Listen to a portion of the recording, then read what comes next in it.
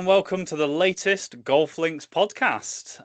If you're not already in the GolfLinks community, please head over to golflinks.club and create yourself a free profile. Think of it as Facebook, but specifically for golf. So the social network for golf. We've got a guest on today. I'm really pleased to have Joe alongside me today. How are you doing, Joe? You okay? I'm very good. Thank you very much.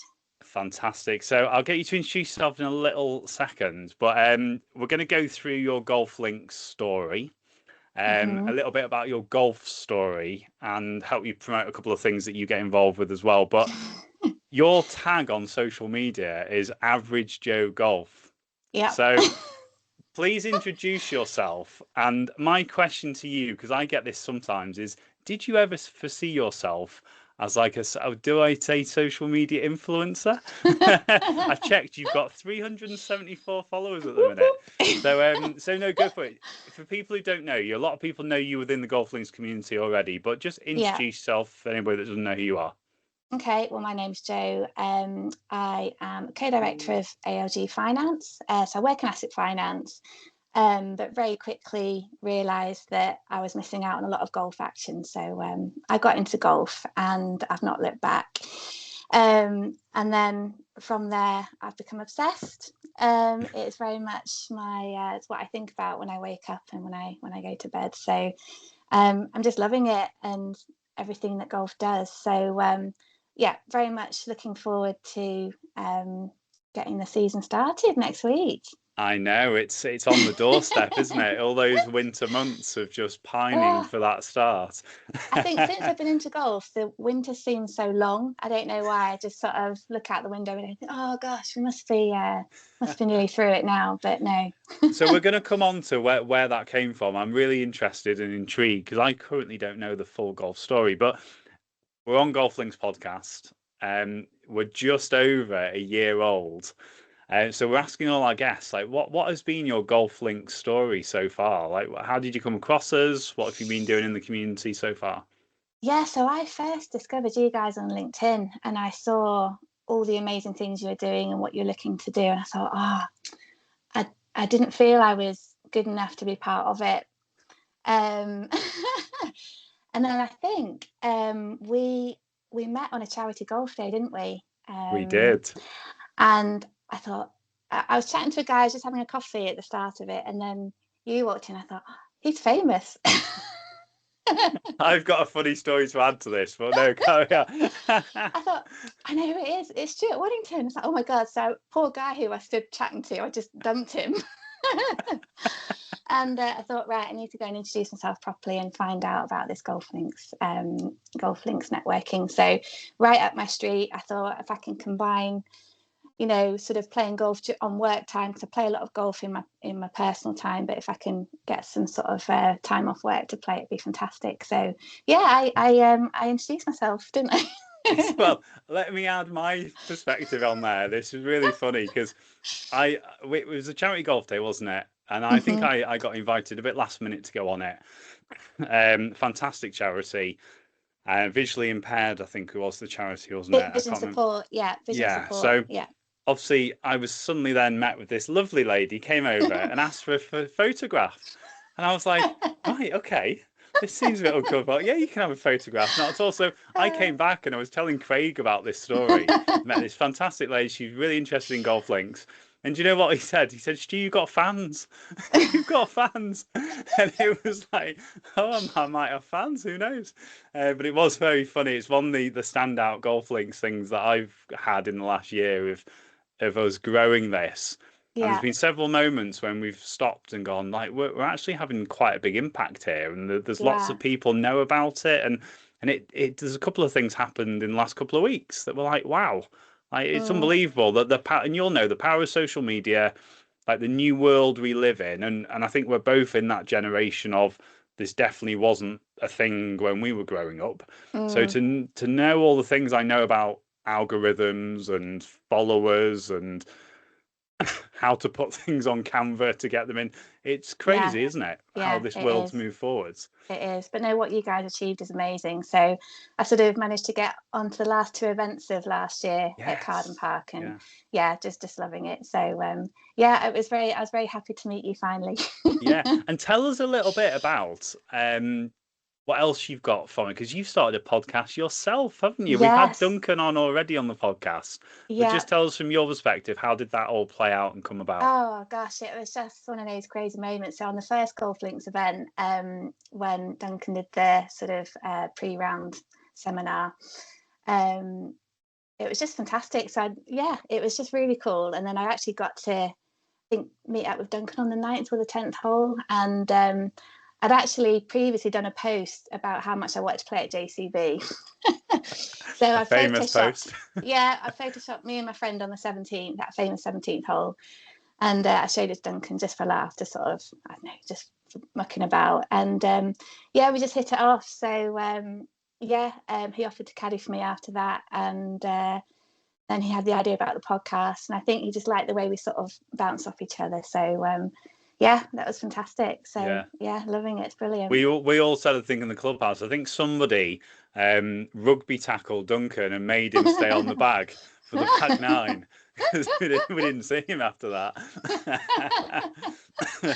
Oh god, but yeah, it was fantastic. So yeah, that's Yeah, how that it's one of those started. things. Obviously, we've had loads of Golf Links round stories of people connecting and playing. Yeah. But again, there's been some really good connections of like Mm, people just meeting, and what a mm, good example. And the podcast is great. I'm going to yeah. listen to your latest one later on when I'm in the car, so I'm looking forward to that. There's some really good links to Golf Links as well. So just while we're here, what is the goal? What is the podcast so people can go and check it out? It's called the Ordinary Golfer Podcast, and it is just us chatting about what we love about golf. So we do have guests, and they are ordinary golfers, but we're just talking about all the sort of fun side and stuff. So it's nothing technical, nothing serious. Just sharing the laughs that we have, and it just, there's never really much of a plan, but it just ends up turning into just a fun chat. So yeah, we've Yeah, got lots of fun stuff lined up, and some rounds that we're playing as well. So we'll hopefully get some sort of content when we're out and about playing as well. But it's fantastic. brilliant. And I Yeah. can't wait for you on recording this next Tuesday. You'll all Oh be at the yes, Golf Links event for the I first know. tee off of the Yes, season. So it's that'll be good. fantastic. I'm sure there'll be some stories told off the back of that. They will, I'm sure. I'm So sure. let me address your tag on Instagram. So average Joe golfer. I've heard a little Yes. birdie, and I've had evidence of this, that you're not so average. And this was a thing. So tell us a bit about leading on to like your golf game. Like, where are you Yeah. currently at? Where do you play? What's your handicap? And Okay. then we'll get to that. How did you get there? Yes, I'm in my fifth year of club membership. I started off with a handicap of 48, I think it was, Wow. just 5 years ago. And I just had a big goal.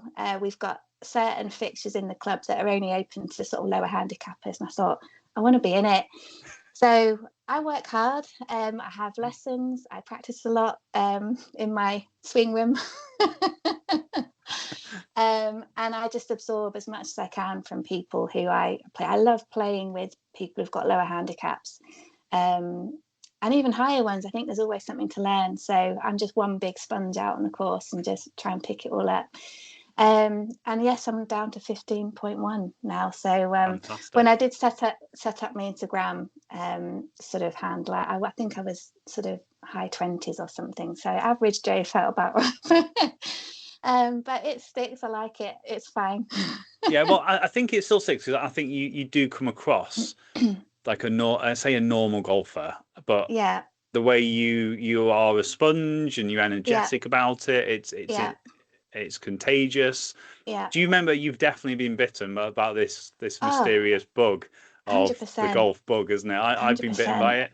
It was the only sport that I didn't really do when I was younger. Did a little Right, bit of okay. chip and putt, but that was about it. So I've been Yeah, similar time to you, really. yeah. So when was your moment of getting into golf? Like, when did that Think. start hit? Um, my other half came home from work once, and he was telling me about a golf day that they just had at work. And one of his colleagues just rocked up on the first tee. She's 6 foot tall, blonde. and she just wiped the floor with everybody No. on the golf day. And I thought, Brilliant. that's who I want to be when I grow up. I think I was 35 at the time, but Tash is phenomenal. So she sort of opened my eyes to the fact that women can play sort of on corporate golf days. So I thought, Yeah. and I was forever getting fed up of holding the fort at work while all the guys sort of swan off and have these most amazing golf days. So I thought, sod it, I'm gonna take up golf.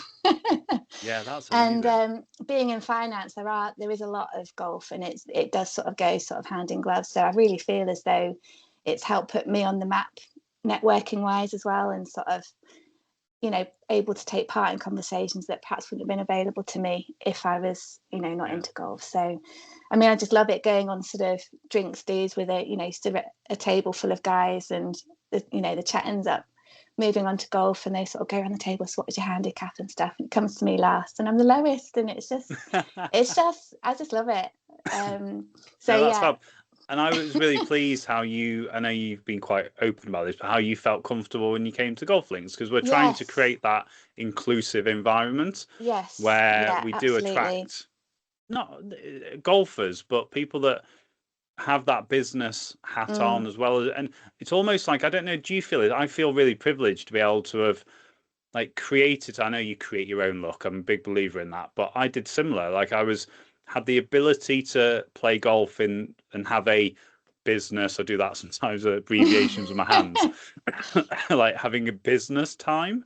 Because I can't play it evenings and weekends. So it's a bit of I see it as a treat to myself that I can weave it into business. Do you feel the same?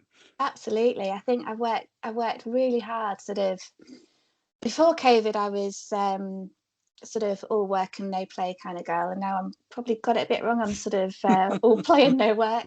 But I think getting the balance is so right, and I think I actually work better now when I am at work, because sort of I just work a bit smarter and everything. But luckily, Linus, my co-director, is the same. He can only really play golf on work times. He's got a family, so he's got back into golf in a big way, and he totally sees the benefit of networking on the course and everything. So I've got full buy-in from Linus as well, which is good.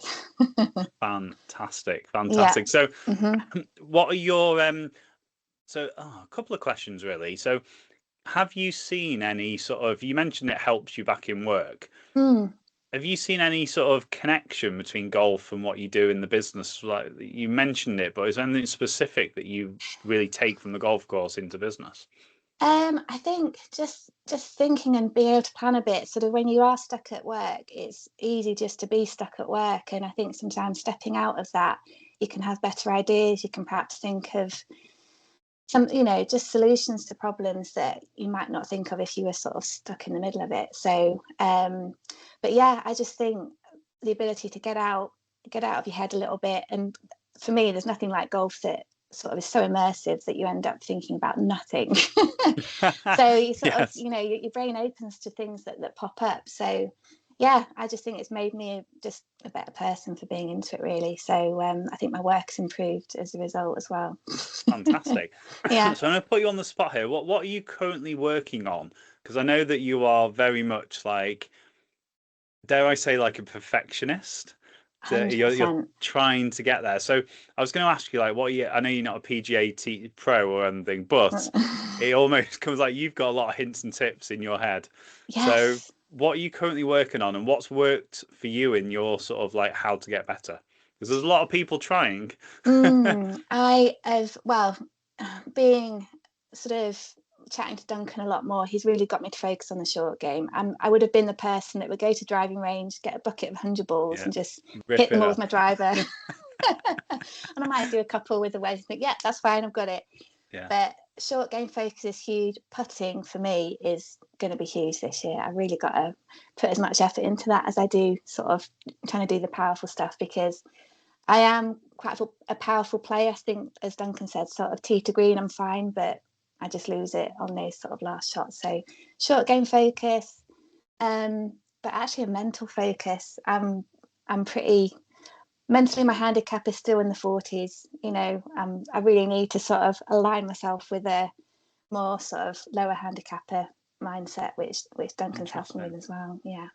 I Yeah. like that. I like that. Yes. And there's lots of, I'm sure if you go and follow Jo on her socials, that there'll be lots of hints and tips and stuff that you're working on. You're really good at sharing those. So,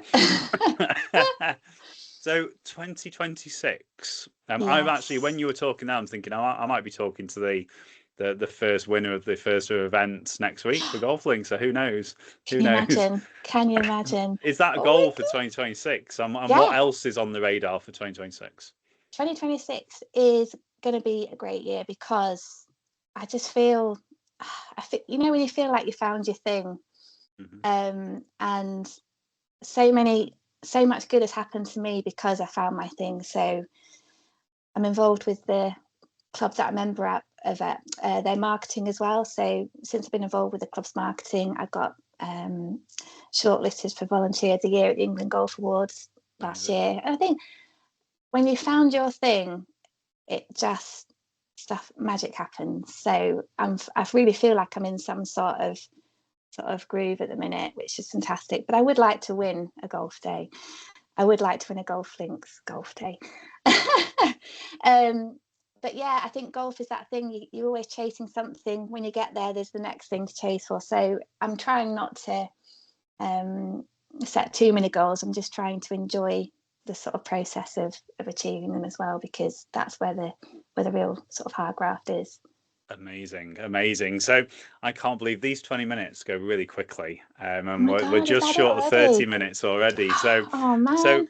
we're going to close this off by you really promoting the fact of your. Tell us about your socials. Where can people follow you, find you, and also the podcast? This is your time. Share away. Yeah.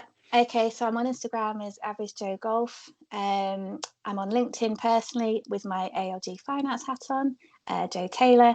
But yeah, you'll also find us, the Ordinary Golfer podcast, on Instagram as well. And yeah, I'm just flying the flag for you guys as well. So I'm usually on your heels somewhere as well.